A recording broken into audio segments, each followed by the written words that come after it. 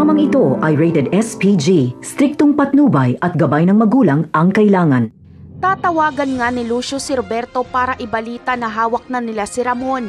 Agad namang ipag-uutos ni Roberto na patayin na ito at agad ding sasang-ayon dito si Lucio. Pero lingid sa kaalaman ni Roberto ay hindi pa papatay ni Lucio si Ramon dahil may pakinabang pa siya dito. Si Ramon ang magiging susi para mapatay niya si Tanggol. Hanggat buhay si Ramon at hawak ito ni Lucio, ay si Tanggol na mismo ang lalapit kay Lucio para iligtas si Ramon.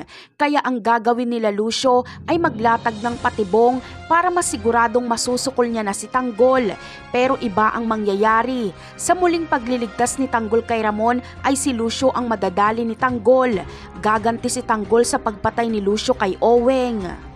Sa ibang eksena naman ay susubukan nga ni Brandon at Roberto na papagbatiin si Miguelito at Rocky Boy. Pero hindi ito mangyayari dahil kahit nagpakumbaba na si Rocky Boy ay nagyayabang pa rin si Miguelito. Kaya maiinis na itong si Brandon at aalis na sila ng anak niyang si Rocky Boy.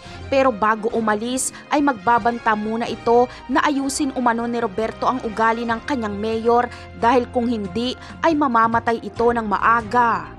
Sa tingin nyo, magiging kaninong kakampi kaya ang mga Mondragon? Si Brandon ay gusto ang mga gerero pero si Rocky Boy ay gusto niyang maging mayor ay si Tanggol.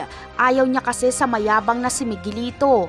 Kapag magkaroon ng mano-manong bilangan ay siguradong si Tanggol ang lalabas na panalo. Kaya iiwanan ng mga gerero ng kanilang mga kaalyansa. Napakarami pa nating dapat abangan sa mga susunod na episode. Paalam!